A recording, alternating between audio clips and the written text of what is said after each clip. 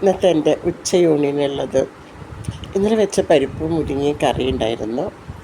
പിന്നെ പുതിന ചമ്മന്തി ഉണ്ടാക്കി, മീൻ വറുത്തു, ശിലാവ് വറുത്തു. ഞാൻ അത് കൂട്ടിയിട്ടാണ് കഴിക്കുന്നത്. വേറെ കറികളുണ്ട്, തൈര് കറിയൊക്കെ ഉണ്ട്. പക്ഷേ എനിക്ക് പരിപ്പ് മുരിങ്ങ ഇഷ്ടമുള്ളത് കൊണ്ട്, ഇന്നലത്തെ കറി ബാലൻസ് ഉള്ളത് കൊണ്ടും അതെടുത്ത്. ഇപ്പം നമ്മൾക്ക് ഗ്യാസിനൊക്കെ ഭയങ്കര ക്ഷാമമാണ്. അപ്പോൾ ഗ്യാസ് ലാഭിക്കാൻ വേണ്ടി നിങ്ങളെല്ലാവരും കുക്കറിനകത്തൊക്കെ 2 ദിവസം കറി ഉണ്ടാക്കുക. 2 മാസത്തെ പണ്ട് നമ്മൾ 2 മാസം ഉപയോഗിക്കേണ്ട ഗ്യാസ് 1 മാസം കൊണ്ട് ഉപയോഗിക്കുക. ഇപ്പം നമ്മൾ ഗ്യാസിനെ ലാഭിക്കണം. അപ്പോൾ അതിന് വേണ്ടി 1 മാസത്തെ ഗ്യാസ് നമ്മൾ 2-2.5 മാസം ഉപയോഗിക്കാൻ ശ്രമിക്കുക. ഗ്യാസ് ലാഭിക്കാൻ നോക്കണം നമ്മൾ. അപ്പം ഇങ്ങനെയുള്ളൊരു ചോറ് ഇന്നലത്തെ കറിയൊക്കെ കൂട്ടിക്കുഴച്ച് നല്ല രസമുണ്ട്. അതിൽ പുതിന ചമ്മന്തി ഇങ്ങനെ കൂട്ടിക്കുഴയ്ക്കുമ്പോൾ ആ മീൻ വറുത്തതൊക്കെ ഇട്ട് കഴിക്കുമ്പോൾ ഒരു അടാർ ടേസ്റ്റ് ഉണ്ട്.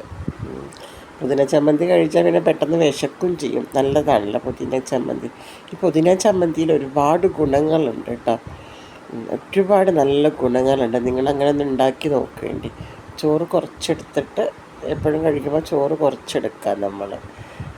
ഓക്കെ.